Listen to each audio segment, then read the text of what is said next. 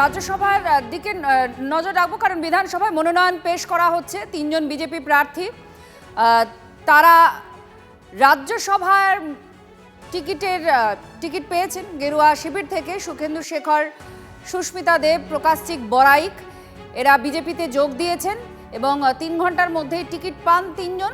আজকে মনোনয়ন পেশ। বর্তমানের সমীকরণে 3 জনের জয় প্রায় নিশ্চিত। আর সেই জায়গায় দাঁড়িয়ে এই মুহূর্তে সুখেন্দু শেখর রায়, সুস্মিতা দেব, প্রকাশচিক বড়াইক তারা তাদের মনোনয়ন পেশ করলেন বিধানসভায়। সেটা আপনারা দেখতে পাচ্ছেন। এরা 3 জনেই তৃণমূল কংগ্রেসের সাংসদ ছিলেন। আপনারা দেখেছেন যে তারা পদত্যাগ করেন এবং কিছুদিন আগেই বিজেপিতে যোগদান করেছেন। আর তার ঘণ্টা 3-এর মধ্যেই তারা টিকিট পেয়ে যান রাজ্যসভার।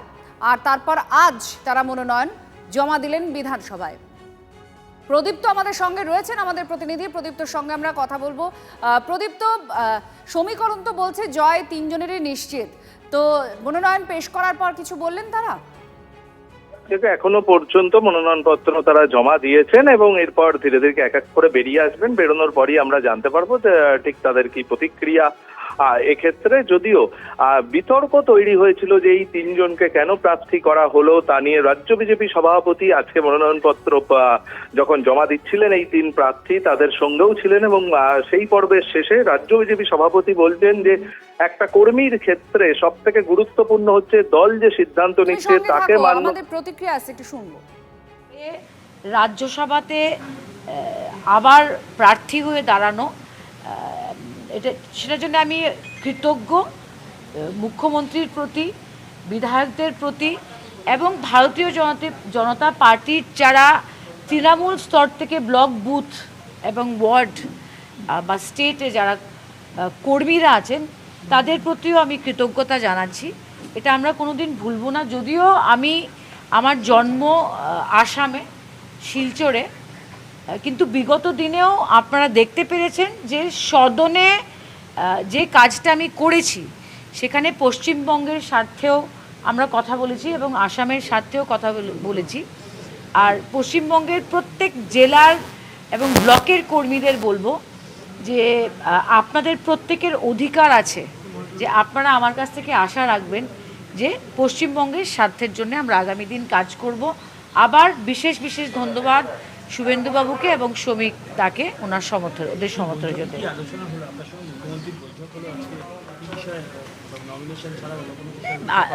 It is very simple. মুখ্যমন্ত্রী আমাদের বলেছে যে দলের হয়ে সরকারের পক্ষ থেকে সদনের ভিতরে সক্রিয়ভাবে বক্তৃতা রাখতে হবে, 0R ইস্যুসগুলো তুলতে হবে এবং বিভিন্ন ডিপার্টমেন্টের যারা মাননীয় মন্ত্রীরা ছিলেন উনি বললেন যে ওয়েস্ট বেঙ্গলে যে কাজটা এখন ডাবল ইঞ্জিন সরকার করবে, অবভিয়াসলি সেটার নেতৃত্ব মুখ্যমন্ত্রীর পাশাপাশি মন্ত্রীরাও দিবে।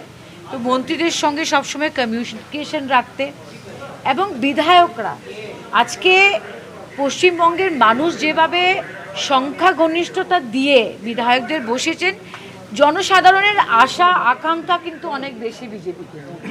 তা আপনারা জানেন যে আমাদের সাংসদদের একটা ডেভেলপমেন্ট ফান্ড থাকে, সেটার উপরে বিধায়কদের অধিকার থাকে। তো একটা পরিচয়ের মতো করিয়ে দিয়ে লাইক আ ফ্যামিলি, পরিবারের মতো কোঅর্ডিনেশনটা বাড়িয়ে দেওয়ার উদ্দেশ্যে মুখ্যমন্ত্রী এই পদক্ষেপটা নিয়েছেন। আর আমি কৃতজ্ঞ যে উনি নিজে আমাদের সঙ্গে আজকে নমিনেশনটা দিতে এসছেন। রাজ্যসভার যে শূন্য পদ রয়েছে উপনির্বাচনের জন্য পশ্চিমবঙ্গ বিধানসভা থেকে আমি আজকে ভারতীয় জনতা পার্টির প্রার্থী হিসেবে আমি আমার মনোনয়নপত্র জমা দিয়েছি এবং যেহেতু মনোনয়নপত্র জমা দেওয়ার সাথে সাথে আমার নির্বাচনী প্রক্রিয়া শুরু হয়ে গেছে, যতক্ষণ পর্যন্ত না সেই নির্বাচনী প্রক্রিয়া সমাপ্ত হচ্ছে আমার অন্য কোনো মন্তব্য নেই। শুধু এইটুকুই যে আমি আজকে মনোনয়নপত্র জমা দিয়েছি।